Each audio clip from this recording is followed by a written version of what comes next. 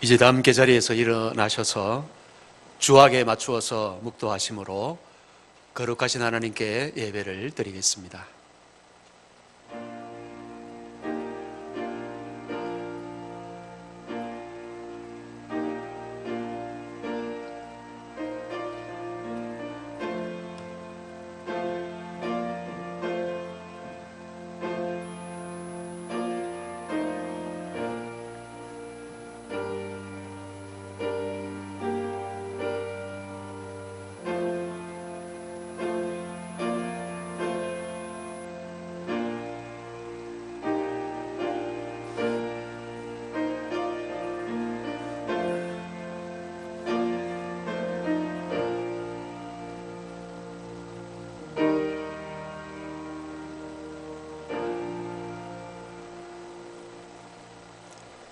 오직 여호와는 그 성전에 계시니 온 땅은 그 앞에서 잠잠할지니라. 하나님은 영이시니 예배하는 자가 영과 진리로 예배할지니라. 아멘. 말씀으로 천지 만물을 창조하시고 지혜와 권능으로 통치하시는 하나님 아버지, 광야와 같이 험한 세상에서 저희들과 함께 동행하시고 눈동자같이 보호하여 주심에 감사를 드리옵나이다. 특별히 코로나19로 오랫동안 예배당에서 함께 예배를 드리지 못하다가 오늘 다시 모여서 함께 예배드리게 하시니 감사를 드리옵나이다. 예배하는 이 시간 세상의 무거운 짐과 걱정 근심을 다 내려놓게 하시고 상하고 찢긴 마음에는 하늘의 평안과 위로를 더하여 주시옵소서. 사모하는 심령들마다 예비하신 말씀과 신령한 은혜로 충만하게 채워 주시옵소서. 우리 구주 예수 그리스도의 이름으로 기원하옵나이다. 아멘. 다 같이 찬송가 1장을 부르겠습니다.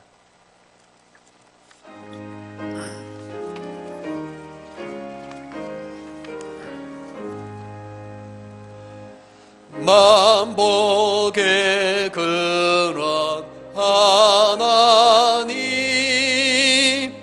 온 백성 찬송 드리고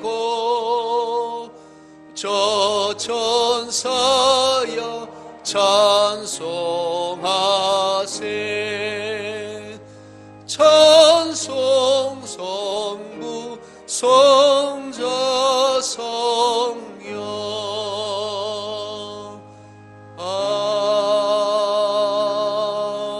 아멘. 이 시간은 다 같이 참회의 기도를 드리겠습니다.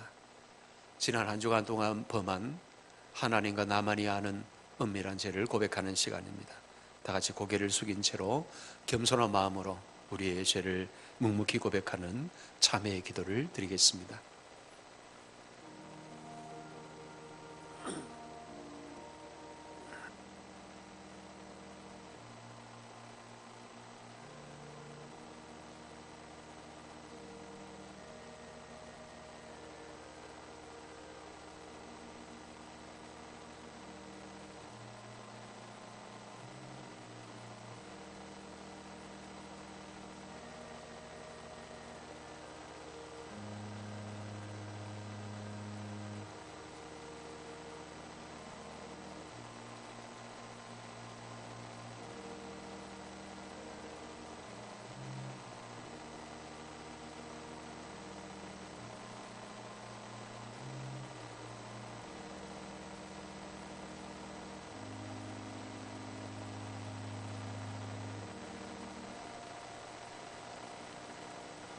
상한 갈대를 꺾지 아니하시며 꺼져가는 심지도 끄지 아니하시는 자비로우신 하나님 아버지, 저희들이 믿음으로 산다고 말하면서도 주님이 원하시는 참 믿음과 소망과 사랑을 따라 살지 못했음을 고백합니다. 코로나19로 인하여 예배당에 나와 예배하지 못하는 가운데 저희들이 더 사모하고 더 간절한 마음으로 주님을 찾아야 함에도 불구하고 오히려 나태하고 게을러졌음을 고백합니다. 주님, 불쌍히 여겨 주시옵소서. 소는 그 임자를 알고 나귀는 그 주인의 구유를 안다고 말씀하셨는데, 저희들은 주님의 베푸신 은혜를 감사하지 못하고 오히려 불평과 원망 가운데 살았음을 고백하오니 용서하여 주시옵소서. 이 시간 돌처럼 굳어진 저희들의 마음을 성령의 불로 녹여주시고, 이제부터 말씀에 순종하며 하나님이 원하시는 귀한 참 믿음의 길로만 가게 하여 주시옵소서. 우리 구주 예수 그리스도의 이름으로 기도하오나이다. 아멘. 이제 우리에게 들려주신 하나님의 사죄의 약속이 있습니다. 고린도후서 5장 21절에서 이렇게 말씀합니다. 하나님이 죄를 알지도 못하신 자로 우리를 대신하여 죄를 삼으신 것은 우리로 하여금 저의 안에서 하나님의 의가 되게 하려 하심이니라. 아멘. 다 같이 사도신경으로 우리의 신앙을 함께 고백하겠습니다. 나는 전능하신 아버지 하나님 천지의 창조주를 믿습니다. 나는 그의 유일하신 아들 우리 주 예수 그리스도를 믿습니다. 그는 성령으로 잉태되어 동정녀 마리아에게서 나시고 본디오 빌라도에게 고난을 받아 십자가에 못 박혀 죽으시고 장사된 지 사흘 만에 죽은 자 가운데서 다시 살아나셨으며 하늘에 오르시어 전능하신 아버지 하나님 우편에 앉아 계시다가 거기로부터 살아있는 자와 죽은 자를 심판하러 오십니다. 나는 성령을 믿으며 거룩한 공교회와 성도의 교제와 죄를 용서받는 것과 몸의 부활과 영생을 믿습니다. 아멘. 이제 자리에 앉으셔서 교독문 50번을 함께 교독하겠습니다. 교독문 50번입니다.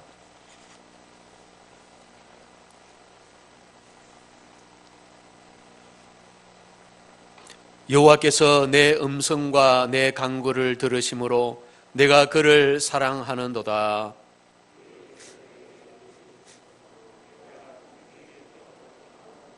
사망의 줄이 나를 두르고 수월의 고통이 내게 이르므로 내가 환난과 슬픔을 만났을 때에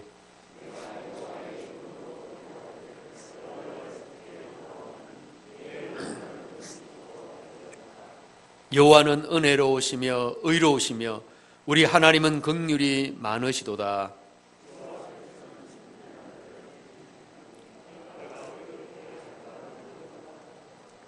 내 영혼아 내 평안함으로 돌아갈지어다. 여호와께서 너를 후대하심이로다.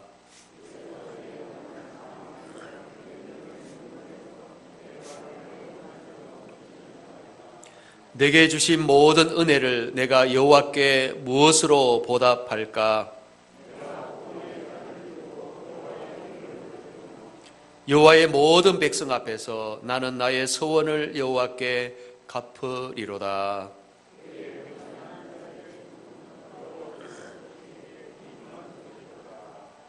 아멘. 다 같이 찬송가 288장을 부르겠습니다.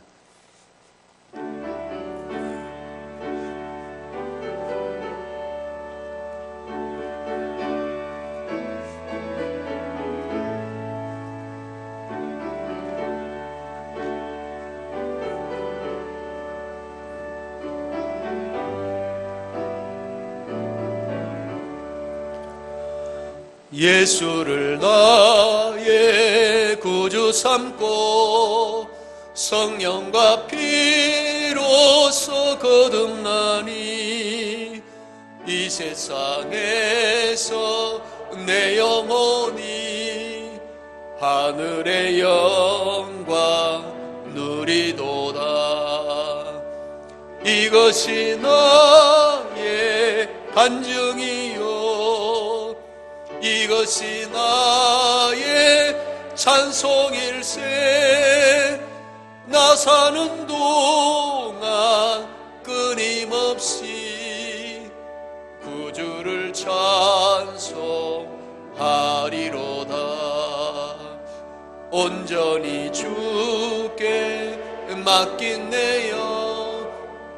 사랑의 음성을 듣는 중에 천사들 왕래하는 것과 하늘의 영광 보리로다.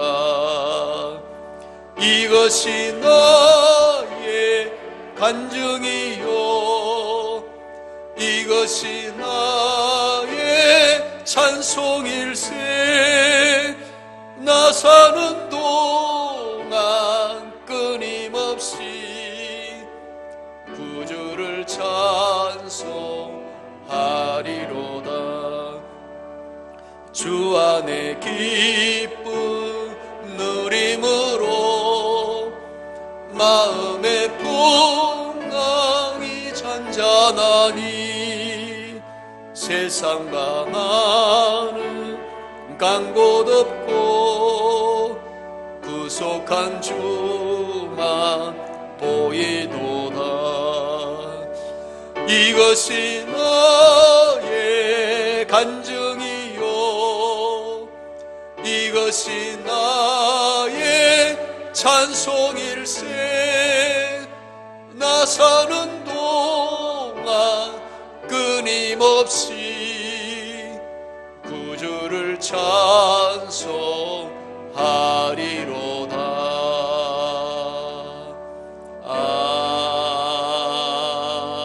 아멘. 이제 김혜성 장로님께서 기도 인도하시겠습니다.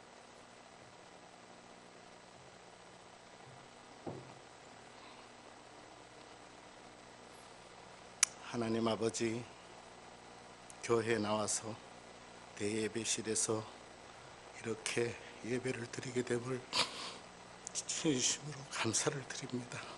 아버지 하나님, 어떤 연유로 어떤 사정으로 자리에 함께 하지 못한 우리 신강교회 성도님들 한 분 한 분을 다 보살펴 주시옵시고, 이 코로나가 종식될 때까지 저희들이 건강함으로 하나님의 나라를 지켜나갈 수 있는 은혜를 허락하여 주시옵소서. 우리나라 나무 한 그루 제대로 없던 벌거숭이 산하와 농경국가로 유교를 믿으며 원둔에 낙후된 미전도 종족으로 남아 근근히 보릿고개를 넘어 살아가던 민족이 구한말 참으로 은혜롭고 신실한 선교사님들의 파송과 희생으로 하나님을 알게 되고 무지와 가난 병마로 씨름하던 후진국을 하나님의 말씀으로 일깨워 기도로 재헌국기를 시작하게 하시고 성경 말씀 위에 헌법을 제정하여 자유민주주의 국가체제를 허락하신 하나님, 다시 한번 감사의 기도를 드립니다.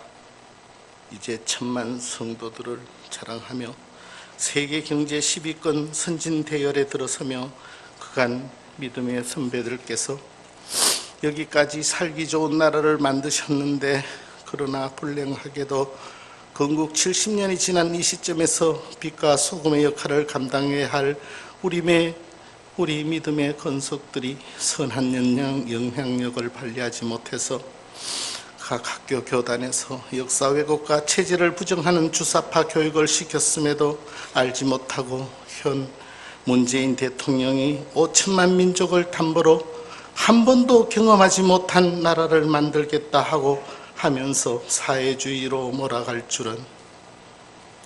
이미 대한민국은 체제 경쟁에서 우위를 보였으나 우리나라는 주사파들이 모든 영역을 증거하고 이번 4.15 총선마저 나라 경제가 장래가 뭐가 되든 퍼주기식 선거를 치러서 압승하고 이 나라 전망을 가름하는 체제 변혁을 위한 위험한 시대를 맞이하고 코로나19까지 겹치면서 한 번도 경험하지 못한 나라, 일상이 무너지고 마음마저 편히 나와 교회에 나와서 예배드리지 못함도 언투들이 지나고 왔습니다.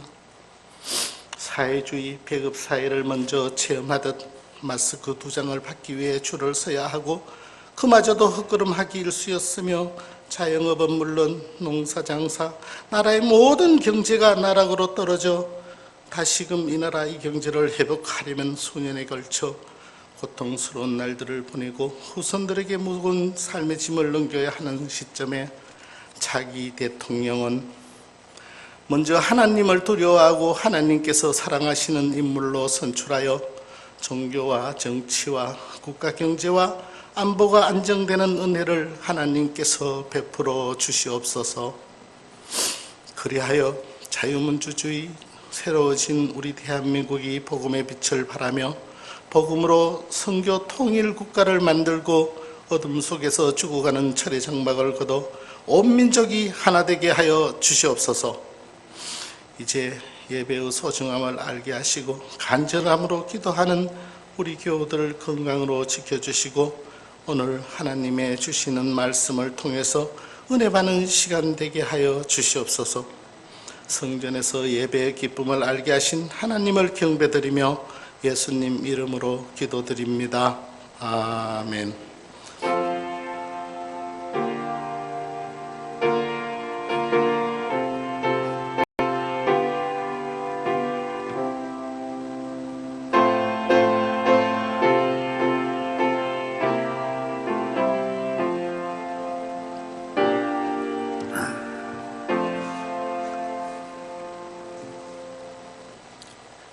오늘 우리에게 주는 하나님의 말씀은 마가복음 5장 25절에서 34절까지 말씀입니다. 신약성경 61페이지 마가복음 5장 25절에서 34절까지 이 계시의 말씀을 봉독할 때에 살아계신 하나님의 음성을 함께 들으실 수 있기를 바랍니다. 12해를 혈루증으로 알아온 한 여자가 있어 많은 의사에게 많은 괴로움을 받았고 가진 것도 다 허비하였으되 아무 효험이 없고 도리어 더 중하여졌던 차에 예수의 소문을 듣고 무리 가운데 끼어 뒤로 와서 그의 옷에 손을 대니 이는 내가 그의 옷에만 손을 대어도 구원을 받으리라 생각하밀러라. 이에 그의 혈루 근원이 곧 마름에 병이 나은 줄을 몸에 깨달으니라. 예수께서 그 능력이 자기에게서 나간 줄을 곧 스스로 아시고 무리 가운데서 돌이켜 말씀하시되 누가 내 옷에 손을 대었느냐 하시니 제자들이 여짜오되 무리가 애워싸 미는 것을 보시며 누가 내게 손을 대었느냐 물으시나이까 하되 예수께서 이 일 행한 여자를 보려고 둘러보시니 여자가 자기에게 이루어진 일을 알고 두려워하여 떨며 와서 그 앞에 엎드려 모든 사실을 여쭈니 예수께서 이르시되 딸아 내 믿음이 너를 구원하였으니 평안히 가라 내 병에서 놓여 건강할지어다. 아멘. 세상은 하나의 거대한 병원과 같다라는 말이 있습니다. 여러분 요즘 이 말이 정말 실감나는 시대에 살고 있지 않습니까? 지금 우리나라를 비롯해서 전 세계가 코로나19로 엄청난 홍역을 치르고 있습니다. 처음 중국 우한에서 코로나가 발병되었을 때만 해도 이렇게 전 세계적으로 코로나가 전염될 줄은 대다수의 사람들이 예상하지도 못했습니다. 그러나 지금 코로나19는 전 세계에 확산되어서 엄청난 피해를 일으키고 있습니다.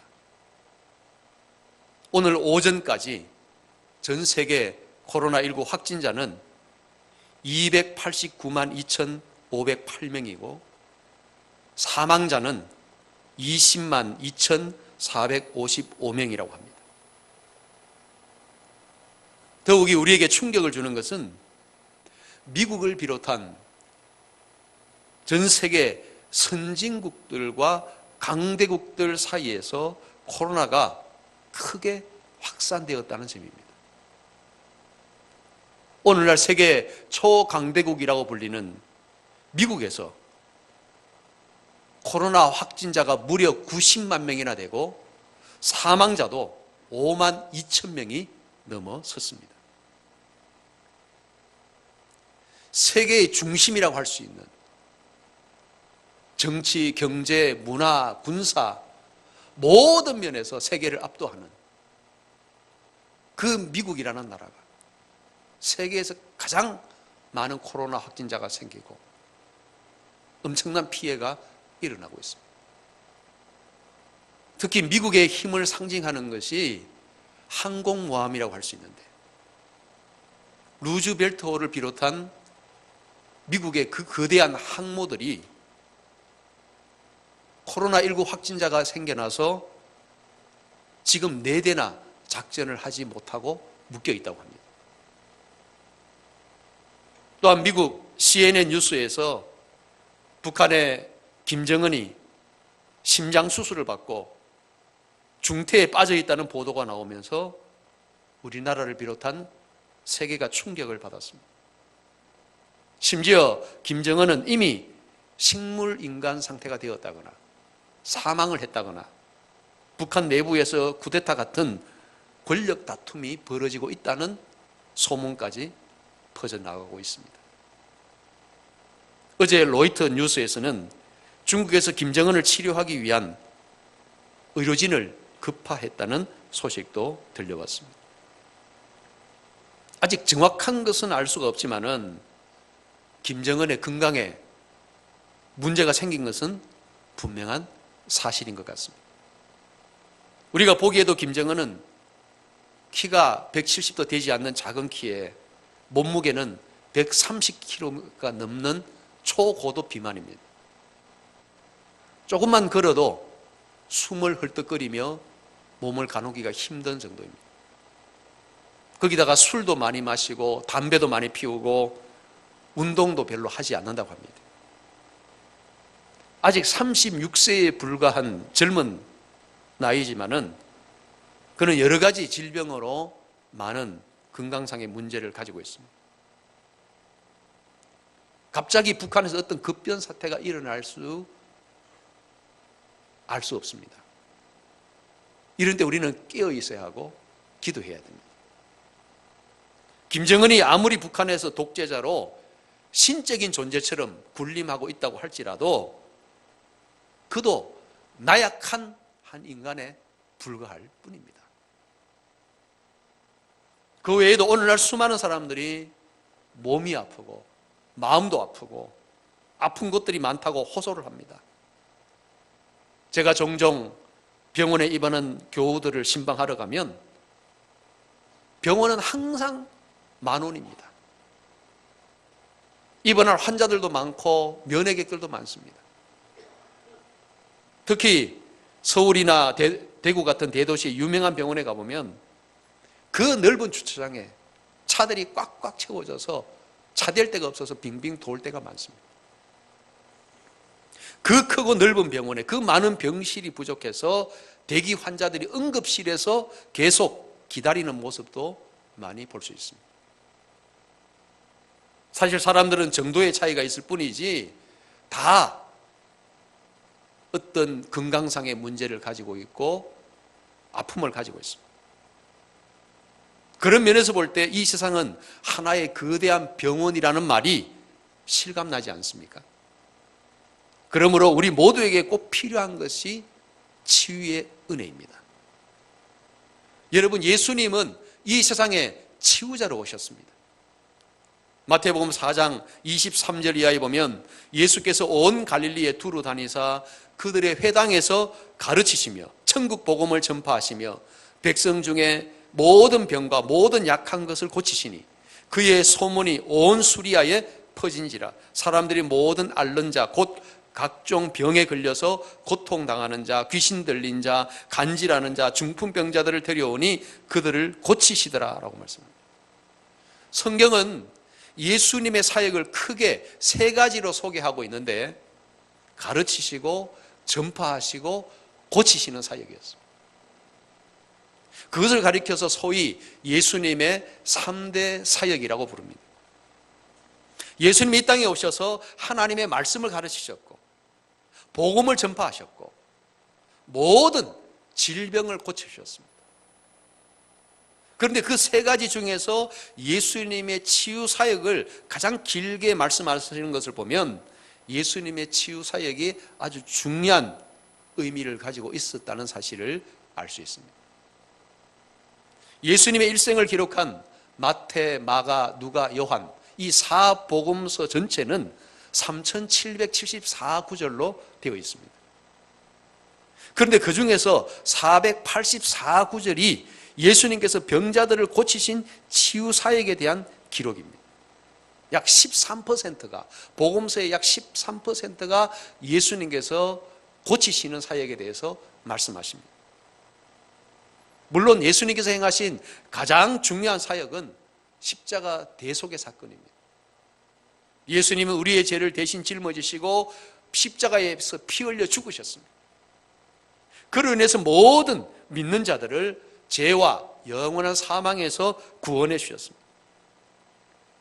그런데 예수님은 십자가 구속과 함께 우리에게 치유의 은혜를 베푸셨습니다. 구약 이사야 선지자는 이사야 53장 5절에서 이렇게 예언했습니다. 그가 찔림은 우리의 허물 때문이요 그가 상함은 우리의 죄악 때문이라. 그가 징계를 받음으로 우리는 평화를 누리고 그가 채찍에 맞음으로 우리는 나음을 받았도다. 그렇습니다. 그 이사야 선지자의 예언대로 예수님은 십자가 고난을 받으심으로 우리를 구원하셨고 채찍에 맞으심으로 우리를 위한 놀라운 치유의 은혜를 베푸셨다는 사실을 믿으시기 바랍니다. 그래서 예수님의 치유 사역이 복음서에 많이 나오는데 그 중에 하나가 바로 오늘 본문의 말씀입니다. 12년 동안 혈루증으로 고통을 당하던 한 여인이 예수님을 만나서 그 병을 고침받은 사건을 말씀하고 있습니다. 오늘 우리에게도 반드시 필요한 것이 바로 치유의 은혜입니다. 오늘 우리도 이 혈루증 여인처럼 예수님의 치유의 은혜를 입고 우리의 삶이 회복되어지고 새로워지는 역사가 있기를 주님의 이름으로 축복합니다. 본문 25절을 같이 읽겠습니다. 본문 25절을 읽습니다. 12해를 혈루증으로 알아온 한 여자가 있어. 자, 여기 혈루증은 부인병으로서 여자가 자궁에서 계속 하혈을 하는 질병입니다. 구약에서는 유출병이라고 부르기도 했습니다. 이 여인은 무려 12년 동안 그 혈루증을 알아왔습니다. 그녀는 병을 고쳐보기 위해서 온갖 노력을 다 해보았습니다. 보면 26절을 같이 읽겠습니다. 26절 읽습니다. 많은 의사에게 많은 괴로움을 받았고 가진 것도 다 허비하였으되 아무 효험이 없고 도리어 더 중하여졌던 차에 그녀는 병을 고치기 위해서 많은 의사를 찾아다녔고 많은 약도 써보았습니다. 그런데 결과는 어떻게 되었습니까? 많은 노력을 했지만 결국 재산만 다 날리고 병은 더 악화되는 헛수고만 하고 말았다는 것입니다. 이것이 바로 인간의 연약함입니다. 인간이 아무리 노력해도 고칠 수 없는 병이 있습니다. 그런 병은 오직 하나님만이 고치실 수가 있습니다. 그렇다고 의사나 약이 전혀 소용이 없다는 말은 결코 아닙니다. 여러분, 성경은 우리에게 의약을 사용할 것을 권장합니다. 사도 바울은 디모데전서 5장 23절에서 믿음의 아들 디모데에게 권면하기를 이제부터는 물만 마시지 말고 내 위장과 자주 나는 병을 위하여서는 포도주를 조금씩 써라 라고 했습니다. 바울은 디모데가 위장병으로 고생할 때 그 병을 고치기 위해서 포도주를 약으로 사용하라고 권면한 것입니다. 당시 포도주는 위장병을 치료하는 탁월한 민간요법이었습니다. 또한 바울은 선교 여행을 하는 중에 의사인 누가를 데리고 다니면서 많은 도움을 받기도 했습니다. 종종 신앙이 좋다고 말하는 분들 중에 병을 기도로만 고치겠다고 고집하면서 병원을 찾아가지 않거나 약을 전혀 쓰지 않는 것을 볼 수가 있습니다. 그것을 믿음이라고 주장합니다. 그러나 그것은 착각입니다. 그것은 결코 바른 믿음이 아닙니다. 물론 우리가 하나님을 의지하며 기도하는 것이 당연한 일이지만은 병원이나 약을 무조건 거부하고 기도만 하는 것은 결코 신앙적인 자세가 아닙니다. 여러분, 우리가 가져야 될 기본적인 태도는 하나님이 치유자라는 사실입니다. 하나님은 우리를 치유하시는데 의사나 약을 통해서도 치유하신다는 사실을 잊지 말아야 됩니다. 그러므로 아프면 기도만 하지 말고 병원을 찾아가야 돼요. 약을 먹어야 됩니다. 그런데 중요한 것은 우리 인간의 의학도 하나의 수단이고 하나님께 기도하는 것도 하나의 수단입니다. 오직 하나님께서 치유해 주셔야만 우리의 병을 고칠 수 있습니다. 그런데 의학이 아무리 발달해도 우리 인간에게는 한계가 있다는 사실을 잊지 말아야 됩니다. 지금 코로나19가 그것을 증명하고 있지 않습니까? 오늘 현대 의학이 얼마나 많이 발전했습니까? 과거와 비교할 수 없을 정도로 많은 발전이 이루어졌습니다.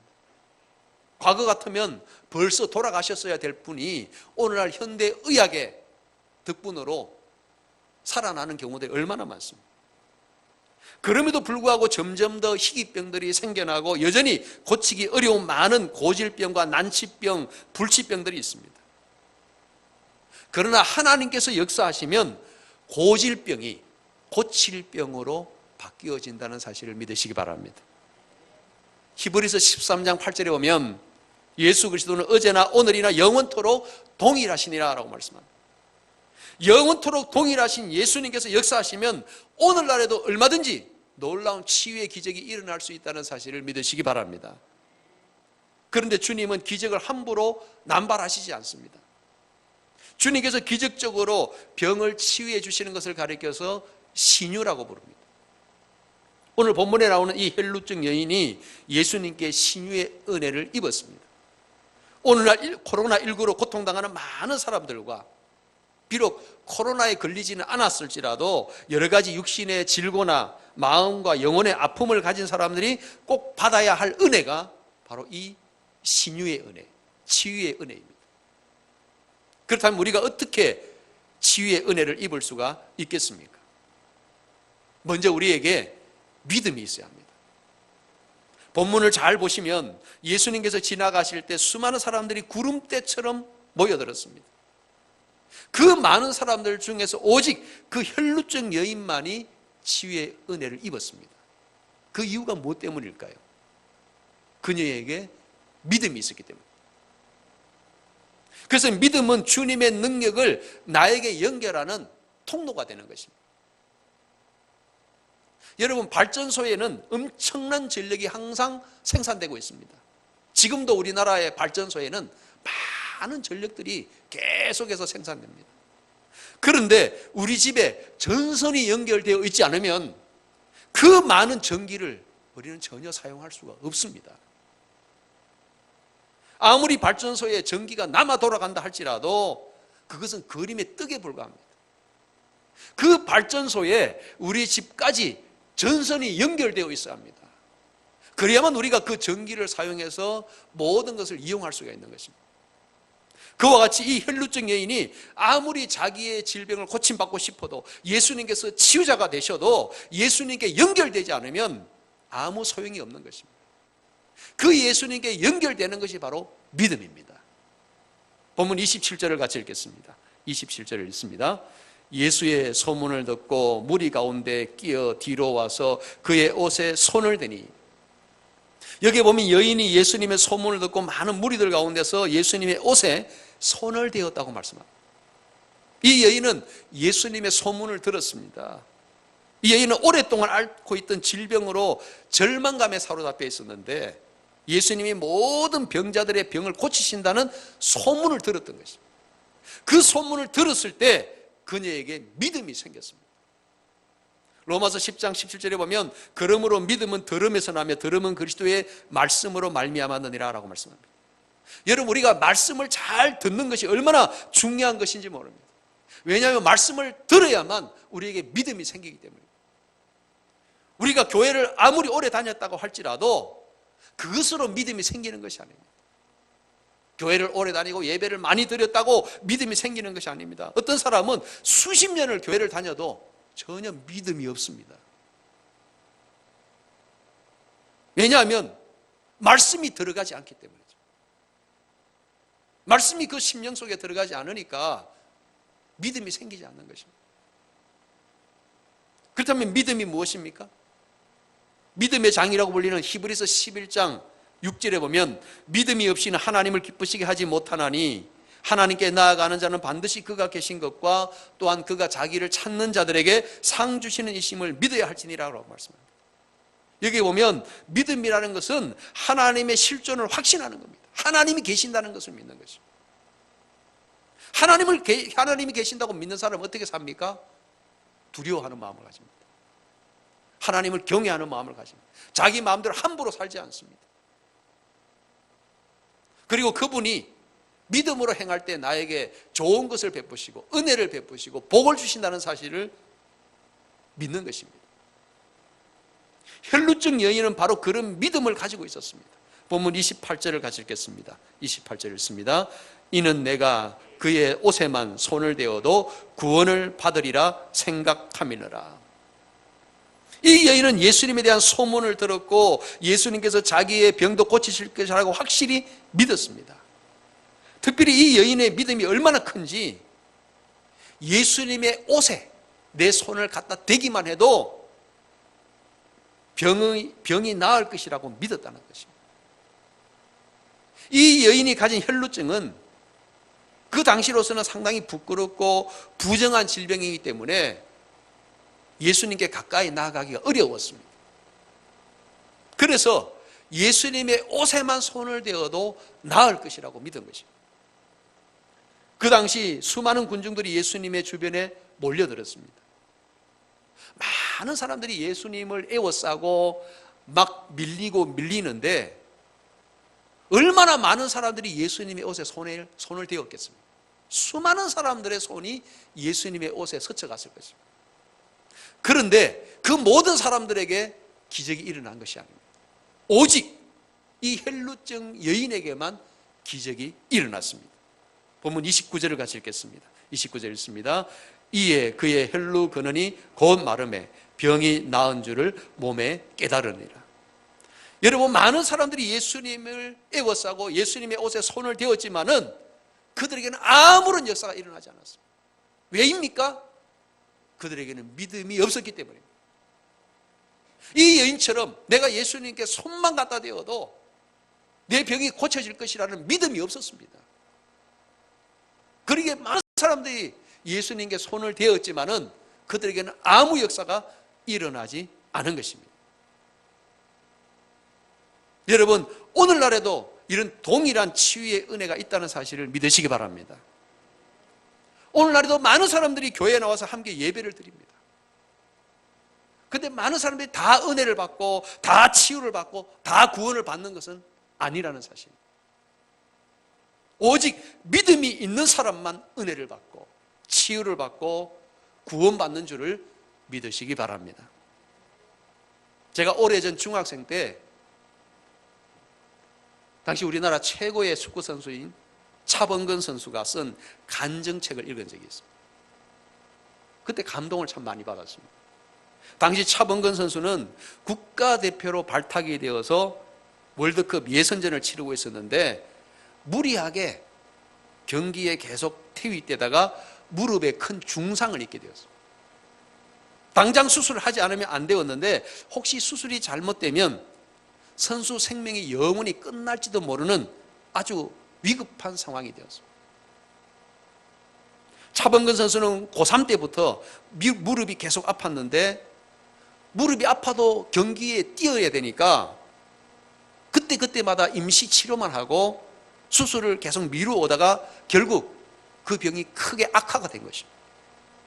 자칫하면 선수 생명이 끝나버릴 위기에 처했습니다. 절체절명의 위기 속에서 그는 소문을 듣고 하늘산 기도원으로 올라갑니다. 그리고 당시 유명한 부흥사인 고 이천석 목사님에게 안수 기도를 받았다고 합니다. 안수 기도를 받는데 무릎이 너무너무 뜨거워지면서 바닥에 떼굴떼굴 구불렀다고 합니다. 그때 신유의 역사가 일어나서 병원에서 고치기 어려웠던 그 무릎이 깨끗이 고침받았다는 간증을 했습니다. 그때가 1977년 12월 24일이었는데 그때부터 그는 믿음의 사람이 된 것입니다. 그전에 예수님을 알지 못했는데 그때부터 예수를 믿고 지금까지 신실한 그리스도인으로서 살아가고 있습니다. 오늘 우리도 믿음으로 놀라운 치유의 은혜를 경험하실 수 있기를 바랍니다. 두 번째로 헬루증 여인은 단순히 몸만 치유된 것이 아닙니다. 그녀의 마음도 치유를 받았고 그녀의 모든 삶이 새롭게 변화가 되었습니다. 이것이 바로 진정한 치유의 역사입니다. 본문 30절을 같이 읽겠습니다. 본문 30절 읽습니다. 예수께서 그 능력이 자기에게서 나간 줄을 곧 스스로 아시고 무리 가운데서 돌이켜 말씀하시되 누가 내 옷에 손을 대었느냐 하시니, 예수님은 누가 내 옷에 손을 대었느냐라고 물으셨습니다. 그저 제자들이 대답하기를 무리가 애워싸 미는 것을 보시며 누가 내 옷에 손을 대었느냐 물으시나이까 라고 했습니다. 이 말을 어떻게 보면 좀 짜증 섞인 대답이라고 할 수 있습니다. 지금 예수님 주변에 그렇게 많은 사람들이 모여 있고 수많은 사람들이 지금 예수님께 손을 갖다 대었는데, 아니 그 중에서 누가 손을 대었느냐고 물으면 도대체 우리가 어떻게 알 수 있습니까? 라는 말. 그 많은 사람들이 손을 대는데 예수님 뭐 그렇게 묻는 게 무슨 의미가 있습니까? 라는 말이죠. 그러자 헬루증 여자가 그 말을 듣고 두려워하며 예수님 앞에 나와서 엎드려서 그 모든 일을 고백했다고 말씀합니다. 여러분, 예수님께서 왜 그렇게 말씀하셨을까요? 예수님 이미 아시면서, 그러면 바로 그 여인을 불러서 말씀하시지 왜 누가 내 옷에 손을 대었느냐라고 물으셨을까요? 왜 아시면서도 모른 척 하셨을까요? 레위기 15장에 보면 유출병에 걸린 사람들은 다른 사람과 접촉하는 것을 엄격하게 금지했습니다. 심지어는 성전에 들어갈 수도 없었습니다. 또한 동네에서도 쫓겨나게 되고 가족들에게도 멀리 하게 되고 이혼의 사유가 될 수도 있었습니다. 그러므로 이 헬루증 여인은 그동안 많은 차별을 받고 많은 상처를 받아왔을 것입니다. 그 마음의 고통이 얼마나 심했겠습니까?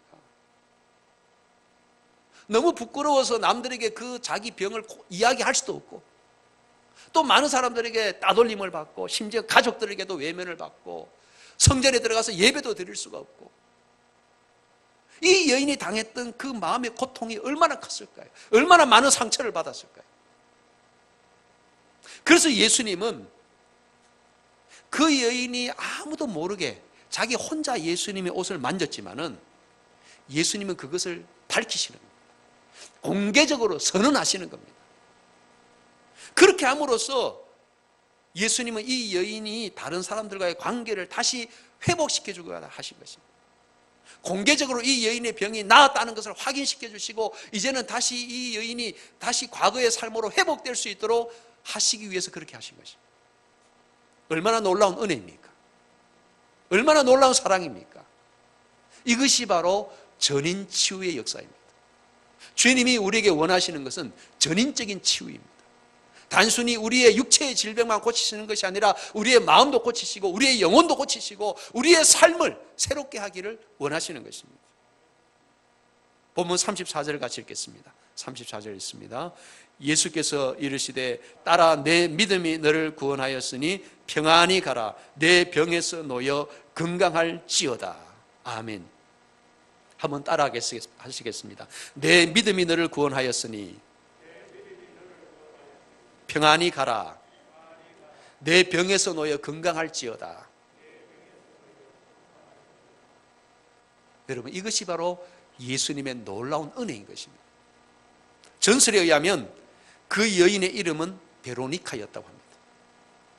나중에 예수님께서 십자가를 지시고 골고다 언덕을 올라가실 때 채찍에 맞으시며 쓰러지고 또 쓰러지셨습니다.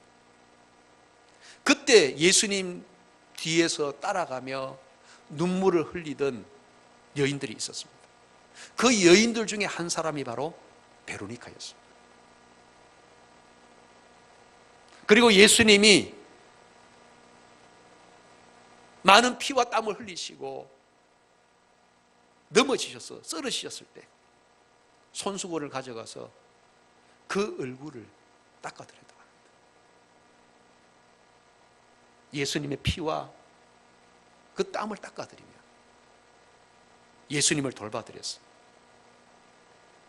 베로니카는 그날 예수님으로부터 받은 그 놀라운 치유의 은혜를 잊어버리지 않았습니다. 그 은혜를 마음에 간직하고 내가 어떻게 하면 더 주님을 사랑할 수 있을까? 내가 어떻게 하면 이 은혜를 보답할 수 있을까? 그 마음으로 그녀는 주님께 헌신하는 삶을 살게 되었습니다. 여러분, 우리에게 건강이 가장 중요합니다. 건강의 중요성은 두말할 필요가 없습니다. 그런데 우리가 아무리 건강하다 할지라도 어느 날 갑자기 우리에게 질병이 찾아올 수 있습니다. 또 질병이 다 나았을지라도 다시 재발할 수도 있습니다. 그리고 언젠가는 우리가 연약해질 수밖에 없고 죽음을 맞이할 수밖에 없다는 사실입니다. 그럼 우리에게 가장 중요한 것은 바로 구원입니다. 우리 그리스도인들에게는 죽음에도 소망이 있다는 사실을 믿으시기 바랍니다. 잠언 14장 32절에 보면 의인은 그 죽음에도 소망이 있느니라 라고 말씀합니다. 그렇습니다. 우리 그리스도인에게는 죽음에도 소망이 있기 때문에 우리에게 건강이나 치유보다 더 중요한 것은 바로 구원의 은혜입니다. 우리 모두 이 놀라운 구원의 은혜를 꼭 받으실 수 있기를 바랍니다. 사랑하는 성도 여러분, 이 세상은 마치 거대한 병원과 같습니다. 많은 사람들이 질병에 시달리고 많은 문제와 상처를 끌어안고 더구나 죽음의 문제를 가지고 이 세상을 살아갑니다. 어느 누구든지 몸이 병들고 마음도 병드는 힘든 삶을 살 수밖에 없습니다. 그러나 우리 예수님은 우리의 모든 것을 치유하시는 참 치유자가 되시고 우리를 새롭게 하시는 그 은혜를 믿으실 수 있기를 바랍니다. 더 나아가서 구원의 은총을 받고 이 세상 사는 동안에 영육간에 강건하게 살다가 주님 오라 하실 때 저 아름다운 천국에 들어가서 영생 복락을 누리게 되시기를 주님의 이름으로 축원합니다. 기도하겠습니다. 사랑과 은혜가 풍성하신 하나님 아버지, 오늘날 질병과 고통과 상처와 죽음으로 가득한 거대한 병원과 같은 세상에서 살아가는 저희들을 긍휼히 여겨 주시옵소서. 예수님을 만나서 12년 동안 앓던 혈루증을 치유받은 여인처럼 우리에게도 주님의 치유의 은혜가 임하게 하여 주시옵소서.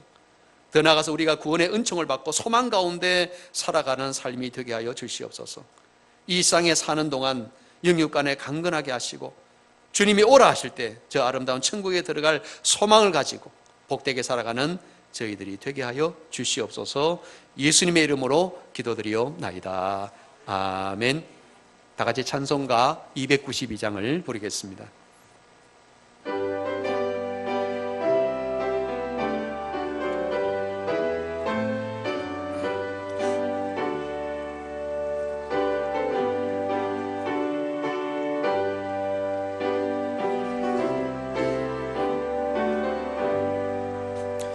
주 없이 살 수 없네 죄인의 구주여, 그 귀한 보배 피로 날 구속하소서.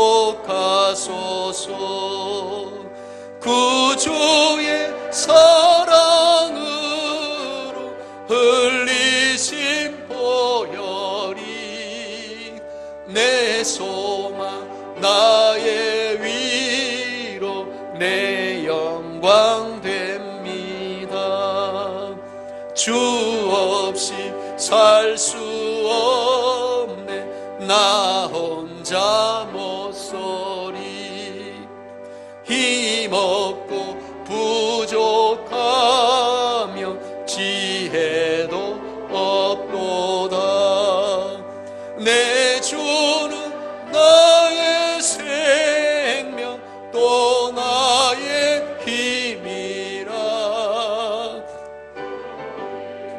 의지하여 지혜를 얻으리.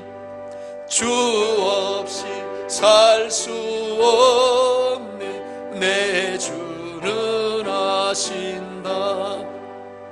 내 영의 깊은 간구 마음의 소원을 주밖에 나의 마음 네 알아주리요. 내 마음 위로하사 평온케 하시네. 주 없이 살 수 없네 세월이 흐르고 이 깊은 고독 속에 내 생명 끝나도 사나운 풍랑일 때 날 지켜주시니 내 곁에 계신 주님 늘 힘이 됩니다.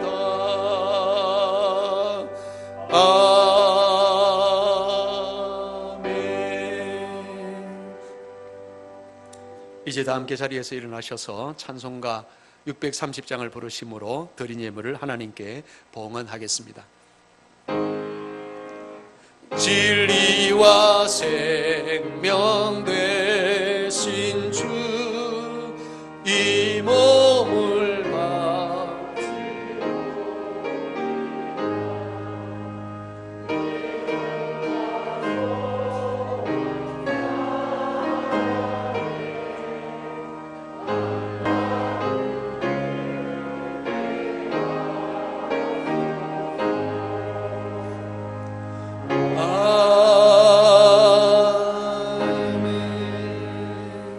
기도하겠습니다. 만복의 근원 되시는 우리 주 하나님 아버지, 오늘 저희들이 모처럼 교회에 나와서 예배 드릴 수 있도록 인도하시고 또 주님 앞에 올 때 빈손은 오지 않고 적은 것이지만은 준비하여서 귀한 예물을 봉헌하게 하시오니 감사를 드리옵나이다. 오늘도 저희들이 정성껏 구별하여서 드리는 모든 예물을 기쁘게 받아 주시옵소서. 먼저 모든 것이 다 주님의 것이지만 특별히 10분의 1은 주님의 것인 줄을 알고 11조 예물을 구별하여 주님 앞에 올려드립니다. 이 예물에 주님의 놀라우신 은총과 복을 베풀어 주셔서 주님이 약속하신 대로 세상 사는 동안에 창고에 쌓을 것이 없도록 차고 넘치는 풍성한 은혜와 복으로 늘 채워 주시옵소서. 또한 범사에 감사라고 하신 주님의 말씀을 기억하며 감사 예물을 올려드립니다. 더욱더 영혼이 잘된 같이 범사에 잘되는 귀한 형통의 복을 베풀어 주시옵소서. 또한 선교를 위해서 귀한 선교 예물을 올려드립니다. 이 예물을 통해서 국내의 선교가 활발히 이루어지게 하시고 드린 손길에도 은혜와 사랑으로 늘 충만하게 하여 주시옵소서. 또한 건축헌금, 장학헌금을 주님 앞에 올려드립니다. 이 예물을 통해서 하나님 나라의 귀한 일꾼들을 길러내게 하시고 드린 손길에도 더욱더 크고 풍성한 은혜를 누리는 삶이 되게 하여 주시옵소서. 또한 1000번째 예물을 드리오니 받아주시고 놀라운 기도의 응답과 축복을 경험하는 삶이 되게 하여 주시옵소서. 또한 정성과 주일헌금을 드리오니 받아주시고 오늘도 방송실에서 안내와 흥금위원으로 아름다운 차량 운행으로 주차 안내로 여러 가지 봉사의 손길을 드리는 모든 분들의 땀과 정성도 받아 주시옵소서. 오늘도 저희들이 드리는 모든 예물을 기쁘게 받으시고 저희의 몸과 마음도 드리오니 함께 받아 주시옵소서. 날마다 우리가 동행하시고 축복하시는 예수님의 이름으로 기도드리옵나이다. 아멘. 이제 자리에 앉으셔서 주위에 있는 분들과 반갑게 인사를 나누시겠습니다. 주님은 우리의 치유자가 되십니다. 또 한번 인사하겠습니다. 치유의 은혜를 경험하며 삽시다.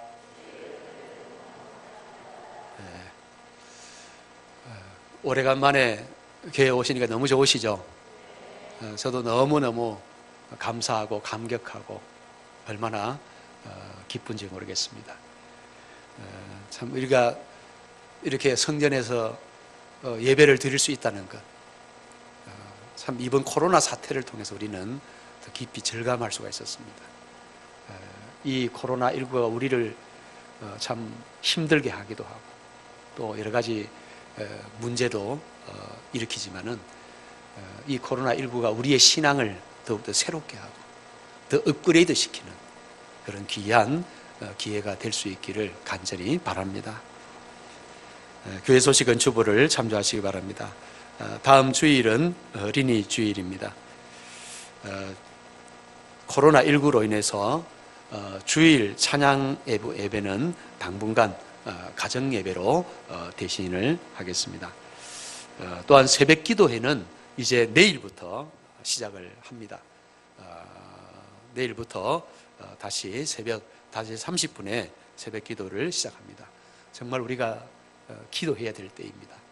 여러분 많이 오셔서 함께 간절히 기도하실 수 있기를 바랍니다. 수요 예배도 다시 시작합니다. 29일 수요일 밤 7시 30분에 있습니다. 꼭 함께 예배드릴 수 있기를 바랍니다. 금요 심야 기도회는 코로나19로 당분간 쉬게 되겠습니다. 왜냐하면 이 심야 기도는 침이 많이 튀거든요.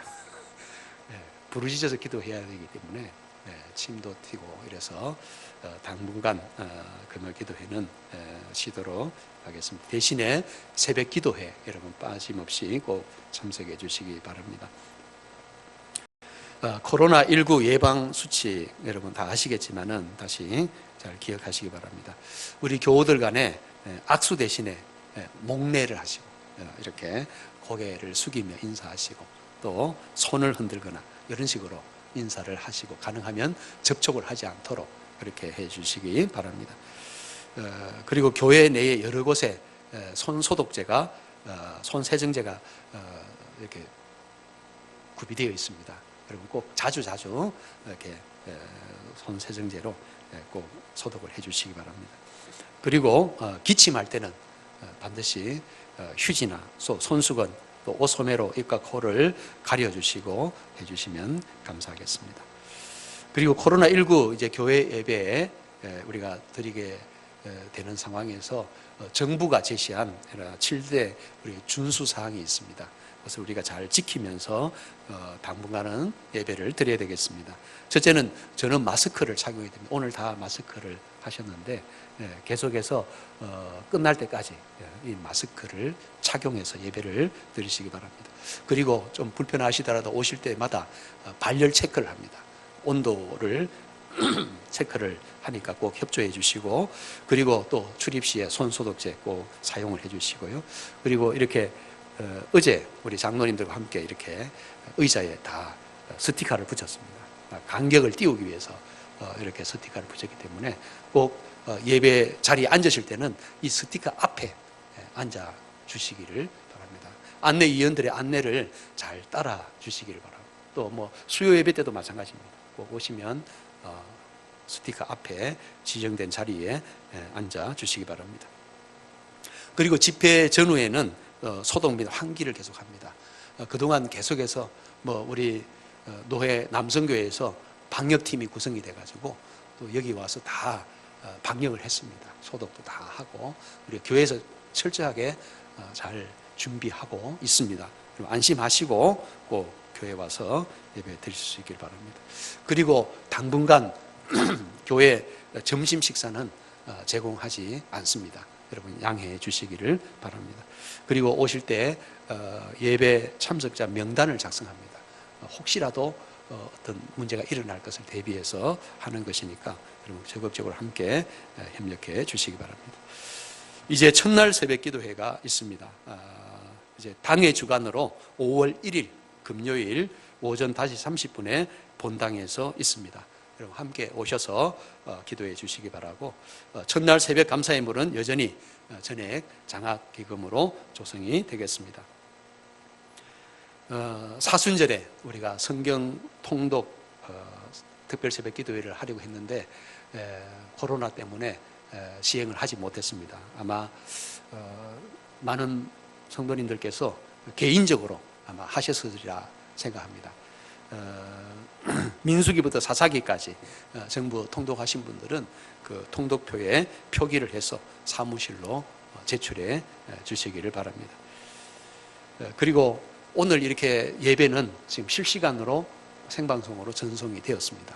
그래서 혹시라도 교회에 나와서 예배를 함께 드리지 못하고 가정에서 온라인으로 예배를 드리시는 분들은 헌금을 온라인 계좌로 이체해 주셔도 되겠습니다.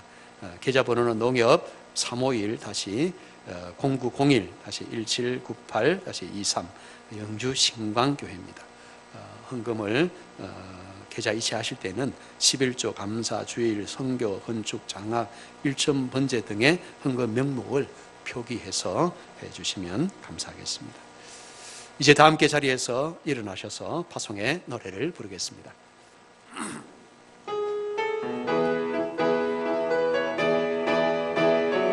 지금도 우리 주 찾아오사, 지금도 우리 주 찾아오사, 어두워져 가는 저 세상 바라보며 마지막 우리에게 부탁하시기를, 너희들은 가라 저 세상을 가서 제자 삼으라, 세상 많은 사람들을, 세상 모든 영혼이 내게 달려나리, 가서 제자 삼으라, 나의 길을 가르치라, 내가 너희와 항상 함께 하리라. 기도하겠습니다. 지금은 우리를 치유하시는 구주 예수 그리스도의 그 놀라우신 은혜와 하나님 아버지의 그 극진하신 사랑하심과 성령에 감동하시고 교통하시고 충만하게 하시니 오늘 혈루증 여인처럼 믿음을 가지고 주님의 치유의 은혜를 잊고 남은 인생 주님을 더욱 사랑하고 주님을 위해서 헌신하며 하늘나라 소망 가지고 복되게 승리하며 살아가기를 사모하는 우리 사랑하는 모든 교우들 머리머리 위에, 그 가정과 일터와 생업 위에, 주께서 피로 값주고 사신 몸된 교회 위에, 코로나19로 신음하는 이 나라와 민족과 온 세계 열방 위에 지금부터 영원토록 함께 하시기를 간절히 축원하옵나이다. 아멘.